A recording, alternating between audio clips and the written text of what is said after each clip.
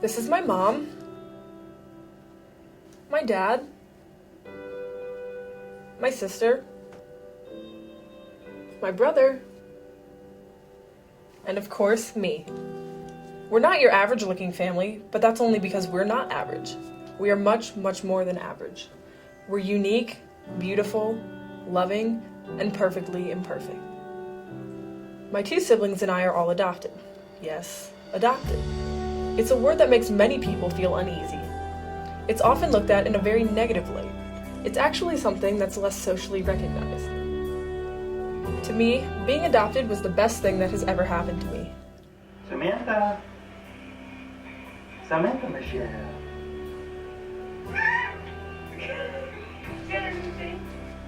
Where'd she go? I don't know the reasoning behind my adoption, but I can't say I haven't always wondered. There are many days when I can't stop thinking, like what life might have been like if I wasn't adopted, or what if I was placed with a different family? Why did my birth mother feel like she had to give me up? Was she too young? Not financially prepared?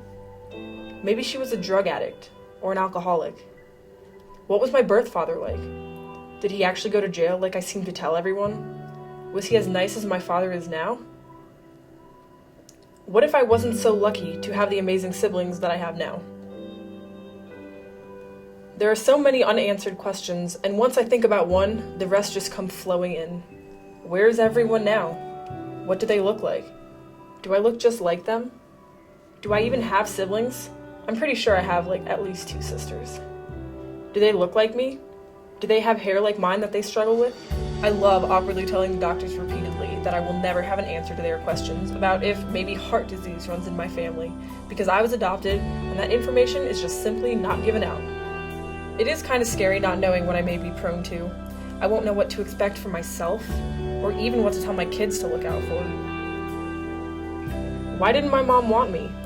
What could I have done so wrong to deserve being given away? Do I want to try and meet them?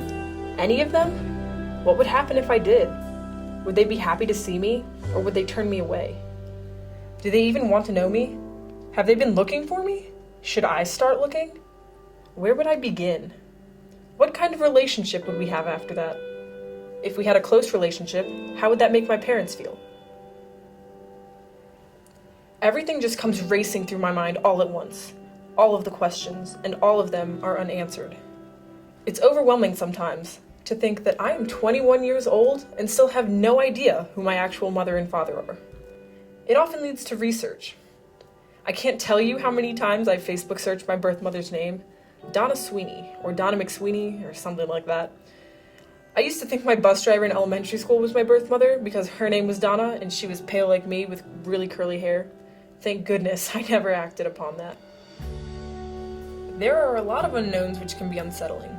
Something else that's crazy to think about is that every family member I have, extended and immediate, has no blood relation to me. There's no telling what's in my genes. There's no connection to anything that's happening with the people I'm surrounded by. You know those stories about storks that drop babies off of people's front doors? Yeah, that's pretty much what it feels like. I'm sick of the questions. I'm sick of not knowing where I came from or who I came from. I want to know the details. Not just the physical and the personality sides, but the background too. There's so much history that feels like it's been permanently erased.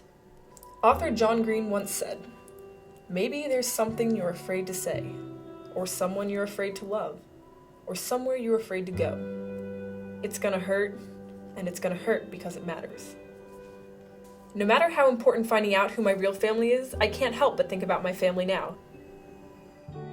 Happy Thanksgiving. There's a cook. Hi. We're having a perfect day. Somewhere right now while she's... Your first Thanksgiving dinner, honey. Okay.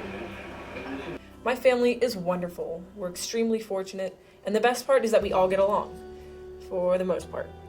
There's always the fear that when adopting a child into your home, you won't all get along, and you hear those stories a lot. But my story is the opposite. Home life is great. Our parents have always told us we were adopted for as long as I can remember. We were always told how special we were and how we were chosen and wanted. There's always been discussion and comfort in talking about maybe finding the other families, but none of us have made that leap yet, although I am considering it for the near future. I love when people ask me about being adopted rather than shying away and apologizing. Being adopted is nothing to be ashamed of. It's nothing to hide, it's nothing to fear, and it's definitely nothing to avoid. It's something I've always been open about, and most importantly, it's what's made me exactly who I am today. It's why I'm happy, it's why I go to a great school with great friends. My parents are beyond loving, beyond caring, and beyond devoted to me and my siblings. Samantha, what are you going to tell us? Could you say something to us? Look what you were just saying before, moments before we put the video on.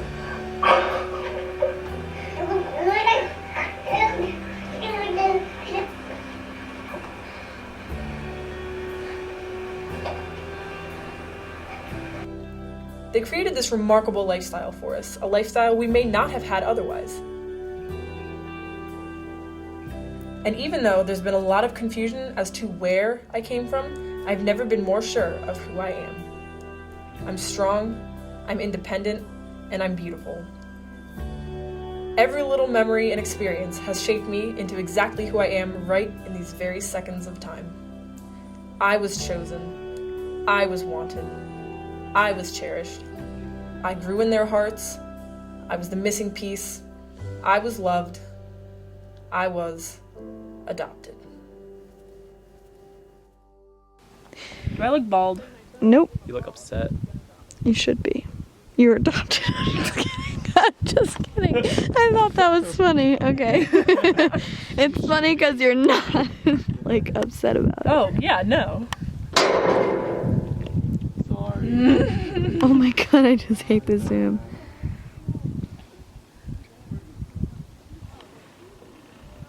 There's another one. Fuck it!